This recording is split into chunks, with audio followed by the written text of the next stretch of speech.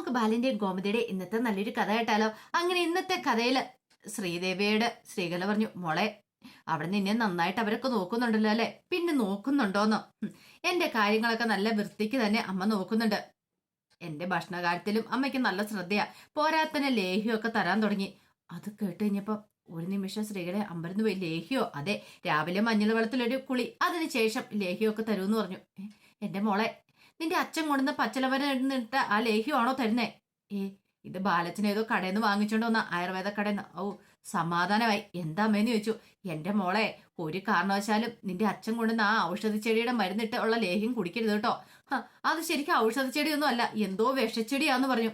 വിഷച്ചെടിയോ? അതെ മോളെ, നിന്നെ കാണാൻ വരുന്ന സമയത്ത് എന്തേലും തരണമല്ലോ. അപ്പൊ വേറൊരു മാർഗമില്ലാത്തോണ്ട് കണ്ട കാട്ടുപള്ളയൊക്കെ പറിച്ചോണ്ട് വന്നാ. അതിട്ട ലേഹ്യമൊന്നും നീ കുടിച്ചേക്കരുത്.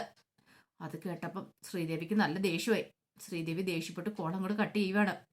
ഈ അച്ഛനും അമ്മയും കൂടെ ഇങ്ങനെ തുടങ്ങിയിട്ടുണ്ടല്ലോ, എന്ത് ചെയ്യും? ഉദയഭാനു ആകെപ്പാടെ നാണം കെട്ടിരിക്കുവാണ്. ഇത്രയ്ക്ക് ഉദയഭാനു പ്രതീക്ഷിച്ചിട്ടുണ്ടായിരുന്നില്ല. പിന്നീട് കോള് കട്ട് ചെയ്ത് കഴിഞ്ഞപ്പോ ശ്രീകല പറഞ്ഞു, ദേ മനുഷ്യ, ആനന്ദിന്റെ കയ്യിൽ നിന്ന് പൈസ കിട്ടുമെന്ന് നിങ്ങൾ വിചാരിക്കേണ്ട. ആ കാര്യത്തിൽ ഒരു തീരുമാനമായി. ഇനിയിപ്പം നമ്മൾ എന്ത് ചെയ്യും ശ്രീകലയെന്ന് ചോദിച്ചു. എന്ത് ചെയ്യാനായിട്ടാ? എനിക്ക് അതിനെക്കുറിച്ചൊന്നും അറിയില്ല എന്ന് പറഞ്ഞു. ശ്രീദേവി ഇതേ സമയം നല്ല ടെൻഷൻ തന്നെയായിരുന്നു. അച്ഛനും അമ്മയാണെങ്കിൽ ഓരോ ദിവസം ചെല്ലുന്നോറും കള്ളത്തരങ്ങൾ ഇങ്ങനെ ഓരോന്നോരം ചെയ്തുകൊണ്ടിരിക്കുക. ഇനിയിപ്പൊ ഔഷധച്ചെടിയാതെന്ന് പറഞ്ഞ് അതിട്ട് ലേഹ്യം കൊണ്ട് ഉണ്ടായിക്കൂടെ തരുവോ? എന്തൊക്കെ പ്രശ്നങ്ങളാ! ഒരു മനുഷ്യന് ഒരു മനസമാധാനം ഇല്ലാത്തൊരവസ്ഥയിലേക്ക് കാര്യങ്ങളൊക്കെ കടന്നുപോയിക്കൊണ്ടിരിക്കണേ. ശ്രീദേവിക്ക് സഹിക്കാൻ പറ്റുന്നുണ്ടായിരുന്നില്ല. ഇതേ സമയത്ത് അലോകിനെ അനുസരി വിളിക്കൂടാ. അപ്പോഴേക്കും അലോക് പറഞ്ഞു, ഞാനിപ്പോ ഓർത്തോണ്ടിരിക്കുവായിരുന്നു. ഓർത്തോണ്ടിരിക്കുവായിരുന്നു. വെറുതെ കള്ളത്തരം പറയരുത് അലോകെ. അല്ല, സത്യമായിട്ടുള്ള കാര്യമാ. അതെ, നാളെ നമ്മൾ എവിടെ വെച്ചാ കണ്ടുമുട്ടുന്നേ? ആ വികാസ് ഭവന്റെ അവിടെ വെച്ച്. മതി മതി, അത് മതി. കൃത്യസമയത്ത് തന്നെ വന്നേക്കണം. അതൊക്കെ ഞാൻ വരാം എന്ന് അലോകിനോട് അനുശ്രീ പറഞ്ഞു. ഭയങ്കര സന്തോഷമായിരുന്നു അനുശ്രീക്ക്. നാളെ അലോകിനെ കാണാലോ എന്നൊരു ചിന്തയായിരുന്നു. ഈ സമയത്ത് പുറത്തു പോകാനായിട്ട് സിനിമ കാണാൻ പോകാനായിട്ട് റെഡിയാക്കിക്കൊണ്ടിരിക്കുകയാണ് സുകന്യ. റെഡിയായി കഴിഞ്ഞ് കഴിഞ്ഞപ്പോഴത്തേനും ധർമ്മൻ ഒരുങ്ങി അങ്ങോട്ട് വന്നു. ധർമ്മനെ കണ്ടുകഴിഞ്ഞപ്പോൾ ഒരു നിമിഷം സുകന്യ ഞെട്ടിപ്പോയി. സുകന്യ ചോദിച്ചു, അല്ല ധർമ്മേട്ടാ, നമ്മൾ പുറത്തു പോകുന്നില്ലേ? സിനിമ കാണാൻ പോകുന്നില്ലേ? ഉണ്ട്. ഞാൻ വരുന്നില്ല എന്ന് പറയണ. വരുന്നില്ലെന്നോ? ഇപ്പൊ ഇതെന്താ പറ്റിയത്? ധർമ്മേന്റെ കൂടെ ഞാൻ വരുന്നില്ല. ധർമ്മേണ്ട സിനിമ കാണാൻ പോകാൻ താല്പര്യമില്ലെങ്കിൽ അത് പറഞ്ഞാ പോരെ എന്ന് ചോദിച്ചു. എന്താ സുകന്യ, കാര്യം എന്താ വെച്ചാ പറ. സുകന്യ പോയി കട്ടിലേക്ക് ഇരുന്നു. ഇതേ ധർമ്മേട്ട, ഈ വേഷത്തിലാണോ എന്നോടൊപ്പം വരുന്നേ? ഈ വേഷത്തിന് എന്താ കുഴപ്പം? നല്ല ഷർട്ടും നല്ല മുണ്ടും അല്ലേന്ന് ചോദിച്ചു. പിന്നെ ഷർട്ടും മുണ്ടും അല്ലെങ്കിൽ തന്നെ ധർമ്മേണ്ട കണ്ടിട്ടുണ്ടെങ്കിൽ ഒരമ്മാവൻ ലുക്ക. ഷർട്ടും മുണ്ടും കൂടെ ആയി കഴിഞ്ഞപ്പോ പൂർത്തിയായി. ഇതെന്താ സുകന്യ ഇങ്ങനെയൊക്കെ പറയണേ? അതെ ധർമ്മേട്ട, നമ്മൾ രണ്ടും കൂടെ ഒരുമിച്ച് പോയിട്ടുണ്ടെങ്കിലേ ഇതേ പേരക്കുട്ടി അപ്പൂപ്പനും പോകുന്ന ആൾക്കാരൊക്കെ പറയത്തുള്ളൂ. അത് കേട്ടപ്പോ ധർമ്മം ചോദിച്ചു, അങ്ങനെയാണോ? പിന്നെ അല്ലാതെ ആ കണ്ണാടിക്കകത്തുനിന്ന് പോയി നോക്ക്. ഞാൻ തരുന്ന വേഷം ഇട്ടുകൊണ്ട് വരാൻ പറ്റുമെങ്കിൽ വന്നാൽ മതി, ഇല്ലെങ്കിൽ വേണ്ടാന്ന് പറഞ്ഞു. അപ്പോഴേക്കും ധർമ്മം ചോദിച്ചു, അല്ല അപ്പൊ സിനിമയ്ക്ക് പോകണ്ടെന്നാണോ പറയണേ? സിനിമയ്ക്ക് പോണം, ഞാൻ പറഞ്ഞു തരുന്ന ഡ്രസ് ഇട്ടുകൊണ്ട് വന്നാൽ മതി എന്ന് പറഞ്ഞു. അങ്ങനെയെങ്കിൽ അങ്ങനെ. ഇനിയിപ്പം നമ്മൾ തമ്മിലൊരു വഴക്ക് വേണ്ട, നീ പറയുന്ന ഡ്രസ്സ് മതി, ഞാനത് ഇട്ടോളാന്ന് ഒരു ധർമ്മം സംഭവിച്ചു. കാരണം ഇനിയിപ്പോ ഇതിന്റെ പേരിലൊരു വഴക്കവും പ്രശ്നവും വേണ്ടാന്ന് കരുതിയിട്ടാണ് ധർമ്മൻ അങ്ങനെ പറയുന്നത്. കുറച്ച് കഴിഞ്ഞപ്പോൾ ശ്രീദേവി മുറിയിൽ തുണിയൊക്കെ മടക്കി വെച്ചുകൊണ്ടിരിക്കുന്ന സമയത്ത് ഗോമതി വന്നു. ഗോമതി വന്നിട്ട് പറഞ്ഞു, ബാ, ഞാൻ റെഡിയാക്കി വെച്ചിട്ടുണ്ട് എന്ന് പറഞ്ഞു. എന്താ റെഡിയാക്കി വെച്ചിരിക്കുന്നത്? ലേഹ്യം. ലേഹ്യോ? അത് ലേഹ്യം തീർന്നായിരുന്നല്ലോ. ബാലച്ചൻ വൈകുന്നേരം വരും വാങ്ങിച്ചോണ്ട് വരുമെന്നല്ലേ അമ്മ പറഞ്ഞേ? അതെ, ഇതല്ല. ഇത് കൊറിയേന്ന് മോളുടെ അച്ഛനെ ഉദയഭാനു സാറ് കുറെ പച്ചമരുന്നൊക്കെ കൊണ്ടുവന്നിട്ടുണ്ടായിരുന്നല്ലോ, അത് വെച്ച് ലേഹ്യം തയ്യാറാക്കി വെച്ചിട്ടുണ്ട്, അത് ചൂടോടെ കഴിക്കണമെന്ന് പറഞ്ഞു. അത് വെച്ചിട്ടോ? ഒരു നിമിഷം ശ്രീദേവി ഞെട്ടിപ്പോയി. എന്താ മോളെ? ഒന്നുമില്ലമ്മേ. മോളെ, ഇനി കഴിക്കത്തില്ലെന്നും പറഞ്ഞ് ഇവിടെ ഇരിക്കരുത്. മര്യാദയ്ക്ക് ഇങ്ങോട്ടേക്ക് എഴുന്നേറ്റ് വന്നേ. അല്ലമ്മേ, അമ്മ ടേസ്റ്റ് ചെയ്ത് നോക്കും മറ്റോ ചെയ്തോ? ഞാൻ ടേസ്റ്റ് ചെയ്ത് നോക്കാനോ? അങ്ങനെ ചെയ്തിട്ടില്ല. ഗർഭിണികൾക്ക് കൊടുക്കുന്ന ആഹാരമൊന്നും അല്ലേ, പ്രത്യേകിച്ച് ലേഹ്യമൊന്നും അങ്ങനെ ടേസ്റ്റ് ചെയ്ത് നോക്കാനൊന്നും പാടില്ല. അതിന് ഗുണം ഉണ്ടാകത്തില്ലെന്നാ കാരണന്മാര് പറയണേ. രക്ഷപ്പെട്ടു, ഭാഗ്യം. അമ്മയ്ക്കൊന്നും സംഭവിക്കത്തില്ലോ എന്നൊരു ചിന്തയായിരുന്നു. എങ്ങനെയെങ്കിലും അത് കളയണം എന്നൊരു ചിന്തയൊക്കെ ശ്രീദേവിയുടെ മനസ്സിലുണ്ടായി. അതേ സമയത്ത് ലേഹ്യം തയ്യാറാക്കി ടൈം ടേബിളിലായിരുന്നു ഗോമതി വെച്ചിട്ട് ശ്രീദേവി വിളിക്കാൻ പോയത്. അപ്പോഴാണ് സുകന്യ അങ്ങോട്ടേക്ക് വരുന്നത്. സുകന്യ നോക്കിക്കഴിഞ്ഞപ്പോ എന്തോ ഇരിക്കുന്നു. എന്താന്ന് നോക്കാം. പായസമാണോ? അത് അലുവ ഉണ്ടാക്കി വെച്ചിരിക്കുന്നതാണോ? ഒന്നും മനസ്സിലായില്ല. ഇത്തിരി ടേസ്റ്റ് ചെയ്ത് നോക്കി. പായസമല്ല, പക്ഷെ നല്ല ടേസ്റ്റ് ഉണ്ട്. അങ്ങനെ 2 സ്പൂൺ കുടിച്ചു കഴിഞ്ഞപ്പോ സുകന്യക്ക് വീണ്ടും കുടിക്കാൻ തോന്നി. രക്ഷപ്പെട്ടു, ആദ്യം ഇങ്ങോട്ടേക്ക് വന്നേ. അല്ലെങ്കിൽ അവൾമാരാരെങ്കിലും കണ്ട അവൾമാരിതെടുത്ത് കുടിച്ചേരാം എന്നൊക്കെ മനസ്സ് വിചാരിച്ചത് കുടിച്ചോണ്ടിരിക്കുക. അപ്പോഴേക്കും മിത്ര അങ്ങോട്ട് വന്നു. മിത്ര വന്നിട്ട് ചോദിച്ചു, എന്താ സുകന്യേച്ചി, ഇതെന്ത് പരിപാടിയെ കാണിക്കണേ? എന്താ? ഞാനെന്താ കാണിച്ചേ? അല്ല ഇത് ആരെടുത്ത് കുടിക്കാൻ പറഞ്ഞ ലേഹ്യം? ലേഹ്യമായിരുന്നു അത്. അതെ, ഇത് ശ്രീദേവി ചേച്ചിക്ക് വേണ്ടിയിട്ട് അമ്മ ഉണ്ടാക്കിയതാ. കൊറിയേന്ന് ശ്രീദേവിയുടെ അച്ഛൻ കുറെ പച്ചില മരുന്നുകളൊക്കെ കൊണ്ടുവന്നില്ലേ, അത് വെച്ച് ഉണ്ടാക്കിയതാന്ന് പറയാം. ഓഹോ, അപ്പൊ അതായിരുന്നല്ലേ ഔഷധ ചെടികള്. ഓ, ആരോഗ്യം ബുദ്ധിശക്തിയൊക്കെ വർദ്ധിക്കാൻ വേണ്ടിട്ടല്ലേ. അതിനിപ്പോ ഞാൻ കുടിച്ചെന്നോർത്ത് ഒന്നും സംഭവിക്കാൻ പോകുന്നില്ല. അത് കേട്ടപ്പോ സുകന്യ പറഞ്ഞു. അല്ല, അത് കേട്ട് കഴിഞ്ഞപ്പോ മിത്ര പറഞ്ഞു, ഇതൊക്കെ ശരിയാന്ന് സുകന്യേച്ചിക്ക് തോന്നുന്നുണ്ടോ? പിന്നെ ഇവിടെ വെച്ചിട്ടുണ്ടെങ്കിൽ ഞാൻ എടുത്ത് കുടിക്കും, അല്ലെങ്കിൽ അത് കൊണ്ട് മാറ്റി വെക്കണമെന്നൊക്കെ സുകന്യ പറഞ്ഞു. അപ്പോഴേക്കും കോമതി അങ്ങോട്ട് വന്നു. എന്താ എന്താ അവിടെ ഒരു ഒച്ചപ്പാടും വേണമെന്ന് ചോദിച്ചു. ഇത് നോക്കപ്പച്ചി, ശ്രീദേവി ചേച്ചിക്ക് കഴിക്കാൻ വെച്ചിരുന്ന ലേഹ്യം എടുത്ത് സുകന്യേച്ചി കുടിച്ചെന്ന് പറയണ. ഇത് കേട്ടോണ്ടാണ് ശ്രീദേവി അങ്ങോട്ട് വരുന്നത്. കുടിച്ചോന്ന് ചോദിച്ചു. അപ്പോഴേക്കും കോമതി പറഞ്ഞു, മോള് വിഷമിക്കൊന്നും വേണ്ട, മോൾക്കുള്ളത് ഞാൻ ഇനി വേറെ ഉണ്ടാക്കി തരാന്ന് പറഞ്ഞു. ശ്രീദേവി തലേ കൈ വെക്കുവാണ്. ദൈവമേ, പെട്ടുപോയല്ലോ ഭഗവാനെ എന്ന് ഓർത്തിട്ട് ഇനിയിപ്പോ എന്ത് ചെയ്യും? സുകന്യേച്ചിക്ക് ഇനിയിപ്പോ എന്തൊക്കെയാ സംഭവിക്കാൻ പോകുന്ന ആര് കണ്ടു? അത് എന്തൊക്കെയോ കാട്ടുവളയാണ്, വിഷച്ചെടിയാന്നാ തോന്നേ. അത് പക്ഷെ സുകന്യേച്ചിക്ക് അറിയത്തില്ലോ എന്നൊരു ചിന്ത ശ്രീദേവിയുടെ മനസ്സിലുണ്ടായി. സുകന്യ അങ്ങോട്ട് പോയി കഴിഞ്ഞപ്പോഴത്തേനും മിത്ര ഗോമതി പറഞ്ഞു, അപ്പച്ചി ഇതിനെല്ലാം വളം വെച്ച് കൊടുക്കരുത്, കണ്ടില്ലേ നല്ലൊരു പണി തന്നെ കൊടുക്കണമെന്ന് പറഞ്ഞു. അപ്പോഴേക്ക് ശ്രീദേവി പറഞ്ഞു, ഇനി പ്രത്യേകിച്ച് പണിയൊന്നും കൊടുക്കേണ്ട ആവശ്യമില്ല, ഓൾറെഡി പണി കിട്ടിക്കഴിഞ്ഞെന്ന് പറഞ്ഞു. ഗോമതി ചോദിച്ചു, എന്താ മോളെ നീ പറഞ്ഞ? ഒന്നുമില്ല അമ്മയെന്ന് പറഞ്ഞു. കുറച്ചു നേരം കഴിഞ്ഞപ്പോ ധർമ്മൻ ഡ്രസ്സൊക്കെ മാറ്റി റെഡിയായിട്ട് സുകന്യെ വിളിക്കണം. സുകന്യെ, ഇത് പോരെ, ഇപ്പൊ എങ്ങനെയുണ്ട്? ഇപ്പൊ എന്നെ കണ്ട അമ്മാവൻ ലുക്കാന്ന് ആരും പറയത്തില്ലോ. ആദ്യം നീ എവിടേക്ക് പോണെന്ന് പറഞ്ഞാൽ മതി. ആദ്യം പാർക്കിൽ പോണോ ബീച്ചിൽ പോണോ, അതിനുശേഷം സിനിമയ്ക്ക് പോയാൽ മതിയോ? സിനിമ ടിക്കറ്റൊക്കെ ആരും ബുക്ക് ചെയ്തിട്ടുണ്ട്, കുറച്ച് സമയമുണ്ട്. ആ സമയത്ത് സുകന്യ ബാത്റൂമിലായിരുന്നു. കാരണം സുകന്യക്ക് ആ ലേഹ്യം കുടിച്ച് ലൂസ് മോഷൻ പിടിച്ചായിരുന്നു. സുകന്യക്ക് നിൽക്കാനും ഇരിക്കാനും പറ്റാത്തൊരവസ്ഥ. വരും പോവും ഇത് തന്നെയായിരുന്നു. ബാത്റൂമിലേക്ക് ഓടുന്നു, തിരികെ വരുന്നു. പിന്നീട് സുകന്യ അവശതയായിട്ട് ബെഡേ വന്നിരിക്കുന്ന സമയത്ത് ധർമ്മൻ ചോദിച്ചു, സുകന്യെ, നമുക്ക് ആദ്യം സിനിമ കാണാൻ പോയാൽ മതിയോ, അതിനുശേഷം പാർക്കിലും ബീച്ചിലും ഒക്കെ പോയാൽ മതിയോ? എന്ത് വേണമെന്ന് വെച്ചാൽ നീ പറയുന്ന പോലെ നമുക്ക് ചെയ്യാന്ന് പറഞ്ഞു.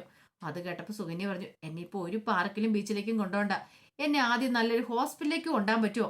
ഹോസ്പിറ്റലിലേക്കോ എന്ന് ധർമ്മൻ അന്താളിപ്പോടെ ചോദിച്ചു. പിന്നീടാണ് ധർമ്മൻ കാര്യങ്ങളൊക്കെ അറിയണത്.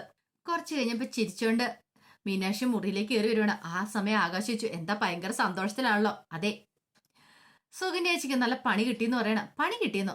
ആ, പണി കിട്ടിയെന്ന് പറഞ്ഞു. അതിന് ഇത്രമാത്രം നീ ചിരിക്കണ എന്തിനാ? ഇത്ര ചിരിക്കേണ്ട കാര്യമുണ്ടോ? ഒരാൾക്ക് ഒരു പണി കിട്ടുമ്പോൾ ചിരിക്കുവാണ് ചെയ്യണ്ടേ? അതെ, സുകന്യേച്ചിയുടെ സ്വഭാവം വെച്ച് നമ്മൾ ചിരിക്കൂന്ന് പറയണ. സുകന്യേച്ചിയെ എന്തൊക്കെയോ എടുത്ത് കഴിച്ചെന്ന് പറയണ. എന്തൊക്കെയോ എടുത്ത് കഴിച്ചെന്നോ? സുകന്യേച്ചിക്ക് ലൂസ് മോഷനാ. ലൂസ് മോഷൻ ആകുമ്പോൾ നീ എന്തിനാ ഇതിന് മാത്രം ചിരിക്കുന്നേ? സുകന്യേച്ചിയുടെ സ്വഭാവം ആകാശിന് അറിയത്തില്ലാത്തോണ്ടാ. ഇവിടെ എന്ത് സാധനം ഉണ്ടാക്കി വെച്ചാലും അതെല്ലാം വാരി എടുത്ത് കഴിക്കുന്ന സ്വഭാവമാണ്. മറ്റുള്ളവർക്ക് ഉണ്ടോ ഇല്ലയെന്നൊന്നും നോക്കാറില്ല. പക്ഷെ അങ്ങനെ എന്തോ എടുത്ത് കഴിച്ചു, അതിന് പണി കിട്ടി, ലൂസ് മോഷനാ. എന്നിട്ട് ഇപ്പൊ ആണെങ്കിൽ മാമ ഹോസ്പിറ്റലിലേക്ക് കൊണ്ടുപോയിരിക്കുക. ഇത് കേട്ടപ്പം ആകാശ് പറഞ്ഞു, ആഹാ, അപ്പൊ അതിന്റെ സന്തോഷം നിനക്കല്ലേ? പിന്നല്ലാതെ. സാധാരണഗതിയിൽ ഇങ്ങനെ വന്നാൽ ഞാൻ സന്തോഷിച്ചിരിക്കുന്നതല്ല, പക്ഷെ സുകന്യേച്ചി ആയതുകൊണ്ടാ ഒരു പണി കൊടുക്കാൻ കാത്തിരിക്കുമായിരുന്നു. അപ്പൊ എന്താണ്, ദൈവം തന്നെ പണി കൊടുത്തെന്ന് പറഞ്ഞു. ആ സമയം ആകാശ് പറഞ്ഞു, നീയൊക്കെ ആള് കൊള്ളാലോ, സത്യം പറ, നീയും ഇനിയിപ്പം ആ ശ്രീദേവി ചേച്ചി അവരെല്ലാരും കൂടെ ചേർന്നിട്ട് സുകന്യേച്ചിക്കിട്ട് പണി കൊടുത്താണെന്ന് ചോദിച്ചു. പിന്നെ ഞങ്ങൾ പണി കൊടുത്തൊന്നല്ലാന്ന് പറഞ്ഞു. ആകാശിന് അറിയാവോ, സുകന്യേച്ചി ഇവിടെ വന്നതിന് ശേഷം സുകന്യേച്ചിക്ക് ഇടയ്ക്കിടയ്ക്ക് ഇങ്ങനെ ഓരോ പണി കിട്ടിക്കൊണ്ടിരിക്കും. അല്ല, അന്ന് കോലം വരച്ച കഥ അറിയാവോന്ന് ചോദിച്ചു. കോലം വരച്ചോ? അങ്ങനെ ഒരു കോലം വരച്ചൊരു കഥയുണ്ട് ഇവിടെ. ഒരു ദിവസം രാവിലെ കോലം വരച്ചുകൊണ്ടിരുന്ന സമയത്ത് വലിയ ആള് കളിച്ച് അങ്ങോട്ട് വന്നു. ഇതാണോ കോലം, ഇങ്ങനെയാണോ കോലം ഇടുന്നതെന്നൊക്കെ പറഞ്ഞുകൊണ്ട് ഭയങ്കര രവിവർമ്മയെന്നാ വിചാരം എന്ന രീതിയിലുള്ള സംസാരവും മട്ടും ഭാവമൊക്കെ ആയിരുന്നു. ഒടുവില് വന്നതല്ലേ, കോലം വരച്ചോളാൻ പറഞ്ഞു. കൊടുത്തു. എന്നിട്ട് കോലം വരച്ചോ? കോലം വരച്ചു. ഭയങ്കര തള്ളിമറിക്കലായിരുന്നല്ലോ. കോലം വരച്ചു കഴിഞ്ഞപ്പോ മാമ വന്നു ചോദിച്ചു, ഇതെന്താ ഇന്ത്യയുടെ ഭൂപടം പോലെ ഇരിക്കുന്നുണ്ടല്ലോ ഒന്ന്, തീർന്നില്ലേ? ഒന്ന് കാണേണ്ട ഒരു കോലം തന്നെയായിരുന്നു. അതിനുശേഷം സുകന്യേച്ചിക്ക് 2 ദിവസം നല്ല ശമ്പളം ഉണ്ടായിരുന്നു. പിന്നെ ഓരോ ദിവസം എന്തെങ്കിലുമൊക്കെ പണി കിട്ടിക്കൊണ്ടിരിക്കും. അത് കേട്ടപ്പോൾ ആകാശ് പറഞ്ഞു, അല്ലെങ്കിലും അവർക്ക് ഇത്തിരി അഹങ്കാരം കൂടുതലുണ്ടെന്നാ തോന്നേ. പിന്നെ ഒരു കാര്യമുണ്ട്, എനിക്ക് അവരോട് ഒരു കാര്യത്തിൽ ബഹുമാനമുണ്ട്. എന്താ, ആരുടെ മുഖത്ത് നോക്കി എന്തും വിളിച്ചു പറയും, അതൊരു മടിയില്ലാന്ന് പറഞ്ഞു. അത് കേട്ടപ്പോൾ മീനാക്ഷി പറഞ്ഞു, പിന്നെ അതിനത്രയും വലിയ കഥയൊന്നും ഞാൻ കാണുന്നില്ല എന്ന് പറഞ്ഞു. എന്നാ ശരി, ഞാൻ പോട്ടെ എന്നും പറഞ്ഞുകൊണ്ട് മീനു അങ്ങോട്ട് ഇറങ്ങാൻ തുടങ്ങുമ്പോൾ ആകാശ് പറഞ്ഞു, അല്ല മീനു, ഞാൻ ഇന്ന് നിന്റെ ഓഫീസിലേക്ക് വരുന്നുണ്ടെന്ന് പറയണ. എന്തിന്? അതെ, ആ സർട്ടിഫിക്കറ്റിന്റെ കാര്യത്തിന്. അതെ, ലൈസൻസ് കാര്യത്തിനായിട്ട് അങ്ങോട്ടേക്ക് വരേണ്ട കാര്യമില്ല, അത് തരത്തില്ല എന്ന് പറഞ്ഞു. എന്താ മീനു നീ ഇങ്ങനെ പറയണേ? തരാൻ പറ്റില്ല എന്ന് പറഞ്ഞാൽ തരാൻ പറ്റില്ല. ആകാശേ, എൻ്റെ ഒരു ഫയൽ അടിച്ചു മാറ്റിക്കൊണ്ട് പോയിട്ടില്ലേ, ആ ഫയൽ ആദ്യം കൊണ്ടെത്താ, അതിനുശേഷം നമുക്ക് ലൈസൻസിനെ കുറിച്ച് ആലോചിക്കാം. ഫയൽ കൊണ്ടുത്തരുവാണെങ്കിൽ ലൈസൻസിന്റെ കാര്യത്തിൽ എന്തെങ്കിലും തീരുമാനം ഉണ്ടാക്കാം. അതും പറഞ്ഞിട്ട് മീനു അങ്ങോട്ട് ഇറങ്ങിപ്പോയി. അപ്പോഴേക്കും ആകാശ് ഓർത്തു, ഷോ എന്ത് ചെയ്യാനാന്ന് പറ. കുറച്ചേരം കഴിഞ്ഞപ്പോൾ ഉദയഭാന്റെ ഫോണിലേക്ക് ശ്രീദേവി വിളിക്കുവാണ്. അച്ഛൻ എത്രയും പെട്ടെന്ന് 2 ജാമ്യക്കാരെ ഉണ്ടാക്കി നിർത്തിക്കോളാൻ പറഞ്ഞു. ജാമ്യക്കാരെയോ? എന്തിനാ മോളെ? ഇപ്പൊ തന്നെ പോലീസ് അച്ഛനെ അന്വേഷിച്ചു വരും. അച്ഛനെ പോലീസ് അറസ്റ്റ് ചെയ്തോണ്ട് പോകുന്നു പറഞ്ഞു. അത് ഞാൻ തെറ്റൊന്നും ചെയ്തിട്ടില്ലോ.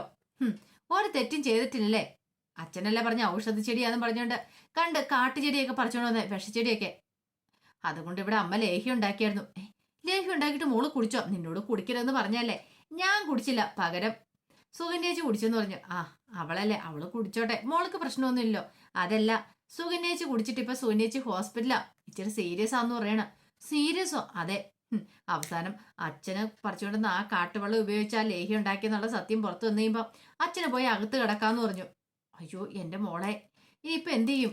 നിനക്ക് എടുത്തു കളയാൻ പാടില്ലായിരുന്നോ? എന്റെ അച്ഛ, അതിന് എനിക്കറിയായിരുന്നു അത് കാട്ടുചെടിയാന്നുള്ള കാര്യം. ഇപ്പോഴല്ല ഞാൻ അറിയണേന്ന് ചോദിച്ചു. അത് കേട്ടപ്പോൾ എന്ത് ചെയ്യണമെന്ന് അറിയത്തില്ലായിരുന്നു. ഉദയഭാനു വല്ലാത്ത ടെൻഷനായി. അങ്ങനെ കോള് കട്ട് ചെയ്ത് ഉദയഭാനു ആകെ ടെൻഷൻ അടിച്ചിരിക്കുമ്പോൾ ശ്രീകല വന്നിട്ട് എന്താ മനുഷ്യ, എന്താ കാര്യം എന്താന്ന് ചോദിച്ചു. ശ്രീകലെ, അന്ന് ദേവിമോള് ഗർഭിണി അല്ല, ദേവിമോളെ ഈ വീട്ടില് നിർത്തും ആനന്ദ്. ഇനി ഒരിക്കലും അവൾക്ക് നല്ലൊരു ജീവിതം ഉണ്ടാകത്തില്ല. അങ്ങനെയൊക്കെ വിചാരിച്ച് നമ്മള് വിഷം കുടിക്കാൻ തീരുമാനിച്ചില്ലേന്ന് ചോദിച്ചു. തീരുമാനിച്ചു. അന്ന് നീ ആ വിഷം പിന്നീട് എവിടെ എടുത്തോണ്ട് വെച്ചില്ലേ? എടുത്തോണ്ട് വെച്ചു. അത് കുടിക്കേണ്ട വന്നില്ലല്ലോ. ദേവമോളെ ഗർഭിണി ആയിരുന്നല്ലോ. ഗർഭിണി അല്ലേ, കുടിച്ച പോരായിരുന്നോ? പക്ഷെ അന്ന് നീ ഒരു കാര്യം പറഞ്ഞായിരുന്നു, ഇനി ഇതിപ്പോ ആവശ്യം വന്നാലോന്നും പറഞ്ഞില്ലേ എടുത്തോണ്ട് വെച്ചേ.